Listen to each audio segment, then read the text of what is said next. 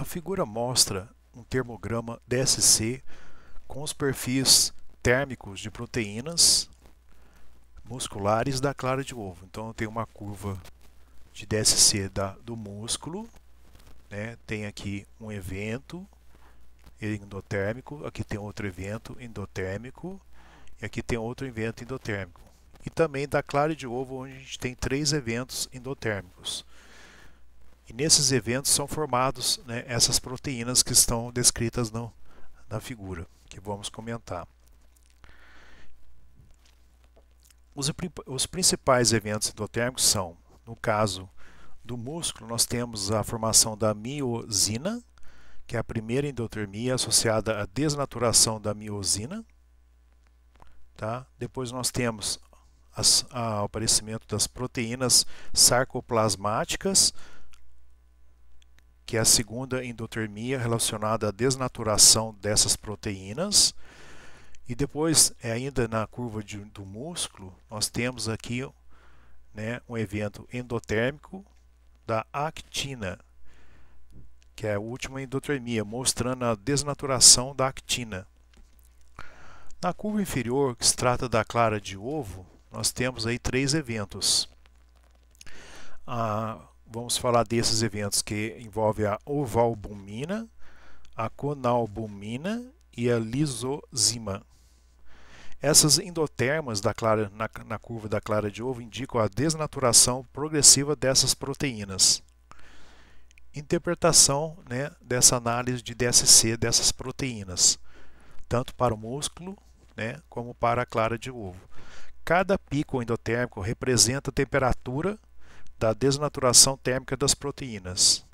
A curva DSC permite avaliar a estabilidade térmica das proteínas e essa análise é útil em ciências de alimentos, bioquímica e estudos de estabilidade proteica.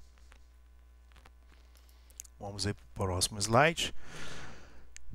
Nesse slide nós temos aí resultados típicos de DSC de dispersão do amido.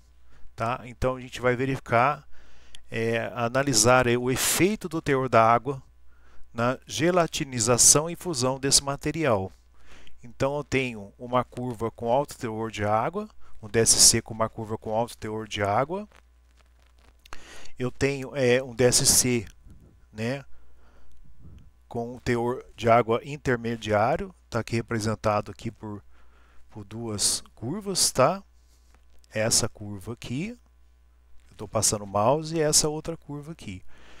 E quando eu tenho um baixo teor de água nesse amido, né, eu vou ter essa curva aqui, né, e o fluxo de calor para baixo, né, o pico para baixo é um fluxo de calor endotérmico que absorve energia.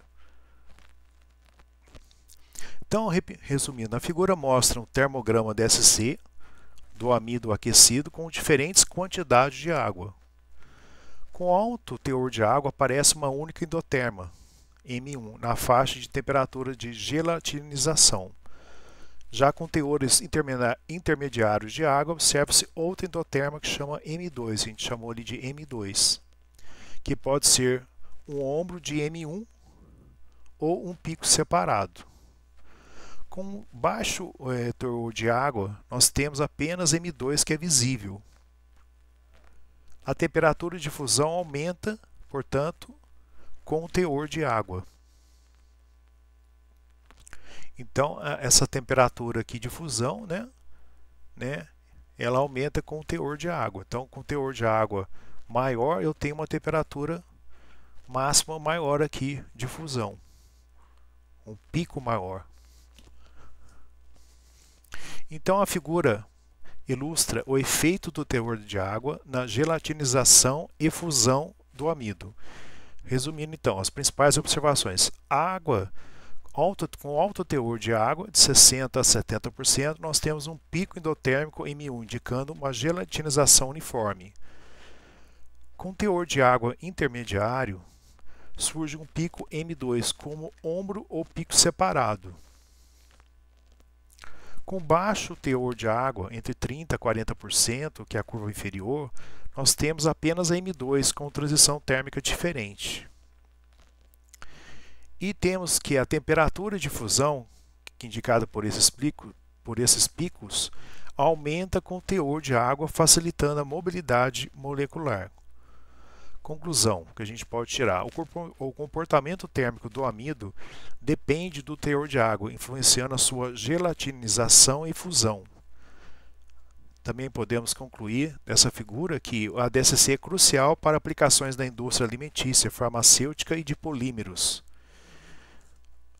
O que seria polímeros? Vamos falar sobre biopolímeros. São polímeros, né? Biopolímeros são polímeros naturais ou derivados de fontes renováveis, com características semelhantes aos sintéticos, mas biodegradáveis, oferecendo uma alternativa sustentável. Só para a gente ter uma ideia, os principais tipos de polímeros, biopolímeros são os polissacarídeos, que é a celulose, amida, quitina, agar, as proteínas, que são colágeno, gelatina, caseína, que tem no leite, soja, zeína, e os poliésteres microbianos, que é o PHA e o PLA. Consultarem na literatura o que são o PHA e o PLA. E as principais aplicações desses biopolímeros. Na indústria alimentícia são aplicados em embalagens e filmes comestíveis, na biomedicina em suturas e implantes biodegradáveis, na agricultura, na fabricação de bioplásticos e biofilmes, na indústria têxtil, na fabricação de fibras naturais para tecidos ecológicos. Vamos para o próximo slide. Nesse slide, a figura 5.11, que é mostrado ali, mostra termogramas de DSC de cristalização e fusão de gordura. Nós temos então uma curva. Nós temos uma curva de resfriamento mostrando um evento exotérmico, que é a cristalização para a forma alfa instáveis, e temos uma curva de aquecimento, onde nós temos esse evento, que é um evento endotérmico, temos um evento exotérmico, que é a característica de cristalização para as formas beta estáveis dessa gordura, e aqui aumentando ainda mais a temperatura, nós temos um evento, um pico, um evento endotérmico, que significa que é a fusão dos cristais beta. Vamos comentar então em cima dessa figura. Então, os principais eventos, primeiro vou falar aqui, a curva de resfriamento apresenta uma isoterma devido à cristalização na forma menos estável, que se chama alfa. A curva de aquecimento exibe uma endoterma para a fusão dos cristais alfa, seguida por uma isoterma, que indica a reorganização dos cristais para a forma beta, e um segundo pico endotérmico para a fusão dos cristais betas.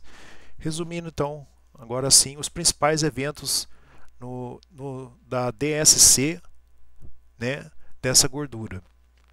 Curva de resfriamento, que é a curva de cristalização. O pico exotérmico indica a formação de cristais alfa menos estáveis.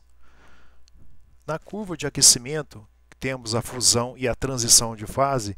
Nós temos a fusão dos cristais alfa, a reorganização para cristais beta e a fusão dos cristais beta a uma temperatura mais alta. Conclusão então dessa análise térmica por DSC de gordura. O DSC então permite estudar a transição polimórfica das gorduras, essencial para indústrias alimentícia, cosmética e farmacêutica.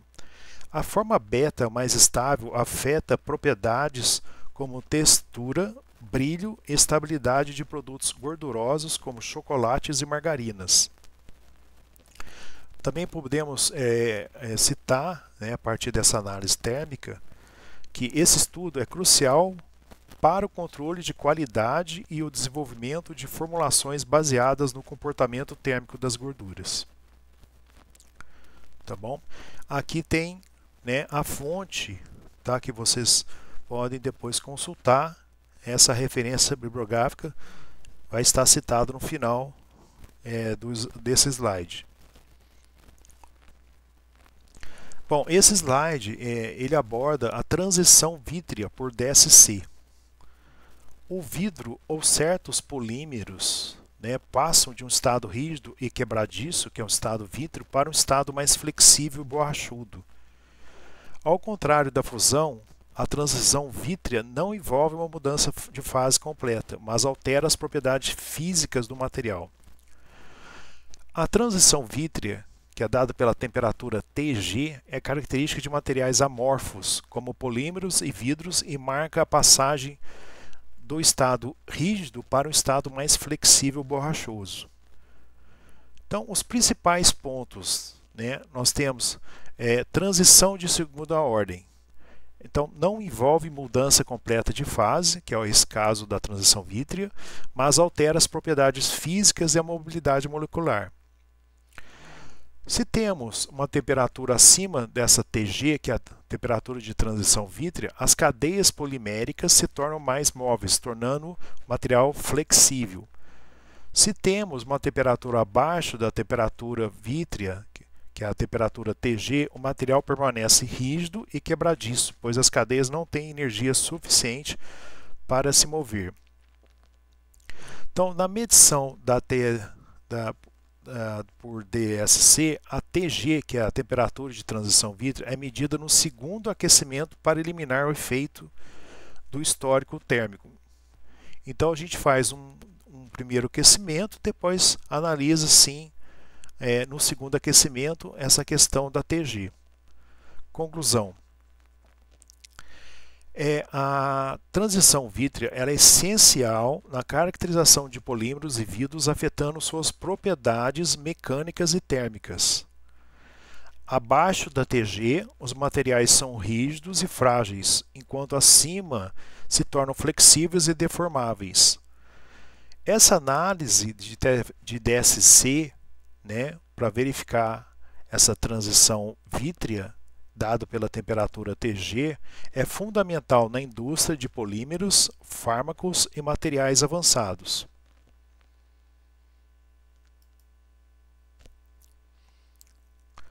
Bom, esse slide, né, apresenta métodos para determinar a temperatura de transição vítrea, Tg, por DSC essencial, né, para materiais amorfos como polímeros e vidros. Os principais pontos, né, que a gente vai observar aqui é o início da transição. Né, é o ponto onde ocorre a mudança na capacidade calorífica. Nesse ponto nós temos aí uma mudança da linha de base. Meia altura dos prolongamentos é o método mais aceito, refletindo a transição média. E o ponto de inflexão, que são as duas curvas aí de baixo, né? Essa e essa aqui, onde ocorre a máxima descontinuidade térmica. Então, repetindo, nós temos nesses dois gráficos o início da transição, né? É o ponto onde ocorre a mudança da capacidade calorífica. Tá? Eu tenho então uma mudança aqui das linhas de base. Aqui nesses dois gráficos nós temos o método mais aceito, refletindo a transição média. Então você adota aqui um ponto médio entre as linhas base para calcular a capacidade calorífica, né, a variação do CP. E nesses dois gráficos, né, nós temos aí o ponto de inflexão, onde ocorre a máxima descontinuidade térmica, que seria esse ponto aqui, ó, né, que é dado também por esse ponto aqui. A aplicação do método mais aceito. Importante para estudar copolímeros e misturas de polímeros, determinando a largura da transição vítrea e a variação da capacidade calorífica, que é a variação do calor específico, CP. Então, a conclusão que a gente pode ter dessa análise, né, a Tg pode ser determinada de várias formas, com a meia altura, que é dado por esses dois gráficos aqui no meio, apresentado no slide, sendo o método mais utilizado.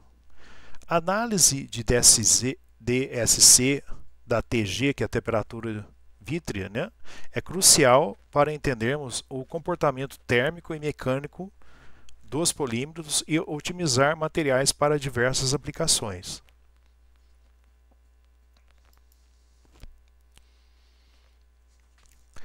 Nesse slide, a gente vai verificar aqui, né, a temperatura de transição vítrea por DSC, né? Então nós vamos verificar a variação da TG em função do teor plastificante em uma amostra de polímeros. Então ele apresenta, né, faz um estudo do efeito do plastificante na temperatura de transição vítrea por DSC.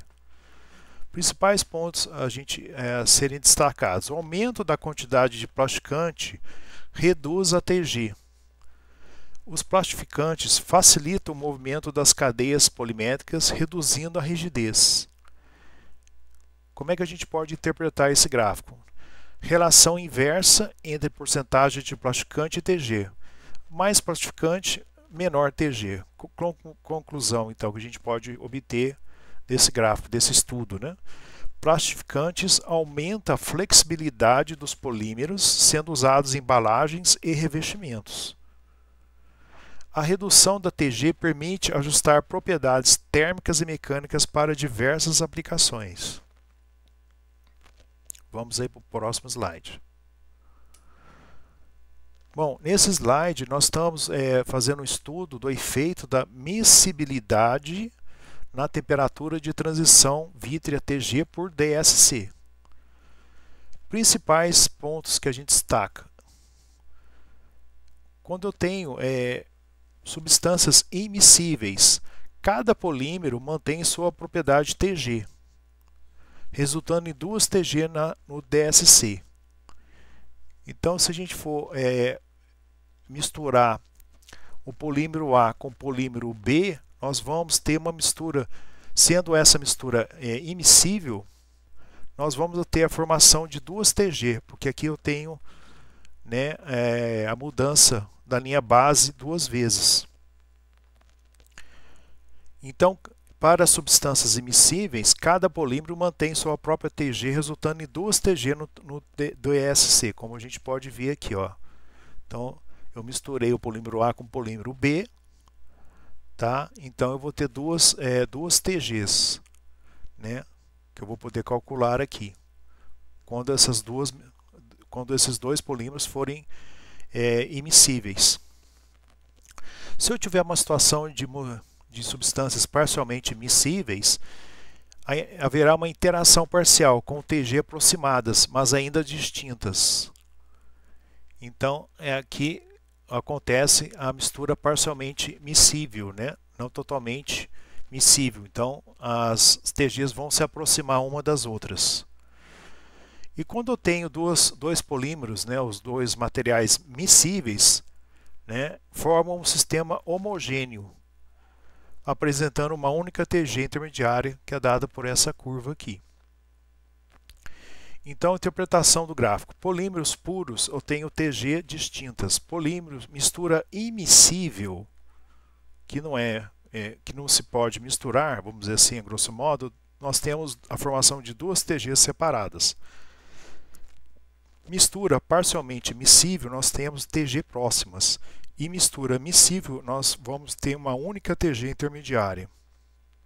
Intermediária, né, as duas TGs dos próprios materiais. Então, se o polímero B tem uma TG nessa faixa de temperatura, o polímero A tem uma TG nessa faixa de temperatura, né, se a mistura dos dois forem miscíveis, então a TG vai estar entre essas duas TGs de cada polímero, evidentemente. Conclusão, então. A miscibilidade afeta a TG e as propriedades térmicas e mecânicas do material. O DSC, nesse caso, é essencial também para avaliar compatibilidade em blendas poliméricas e compósitos. Vamos para o próximo slide. Nesse slide, nós vamos apresentar como a gente vai determinar o calor específico de uma substância por DSC. Então, nós temos uma linha base, tá? Vamos medir o sinal térmico com cápsulas vazias, tá? Então, nós temos aqui uma linha base, que a gente vai aquecer, né, essa cápsula ou cadinho vazio. Ele vai me dar essa linha base aqui que eu estou passando o mouse. Espero que esteja saindo aí a movimentação do meu mouse na filmagem. A faixa de temperatura. Nós temos que definir a região de interesse do nosso estudo, né? Essa aqui vai ser a nossa faixa de estudo, faixa de temperaturas de estudo, que eu demarquei aqui. Padrão. Nós vamos usar o material de CP conhecido, no caso aí a safira, tá? Que eu chamei aqui de linha B, tá? Então eu vou aquecer, né, o meu material, vou colocar a safira, que é o óxido de alumínio, e a safira é um material conhecido, ele vai me dar aqui essa linha de aquecimento aqui, né? Então eu vou ter um processo aqui da safira endotérmico, né, na DSC. Então estou fazendo uma análise térmica por DSC e colocando no cadinho o material safira, né, eu vou ter essa linha aqui que eu estou passando o mouse. Bom,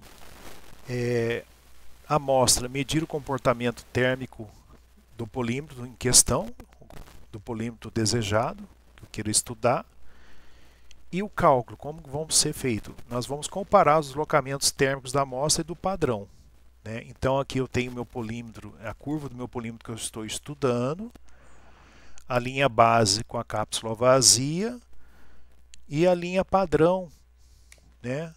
Que eu tenho aqui minha curva de DSC durante meu processo de aquecimento, né?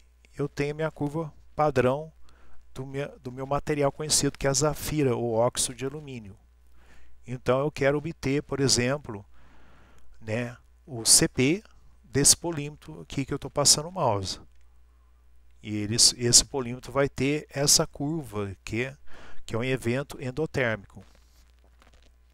Interpretação, antes vamos então falar do gráfico. A linha A, eu tenho a resposta térmica da amostra.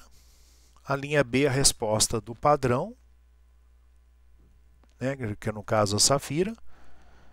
Né? A linha A seria uma resposta padrão do cadinho vazio, ou da cápsula vazia.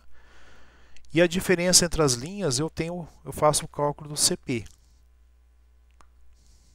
Então, a DSC ela mede o CP essencial para caracterizar materiais.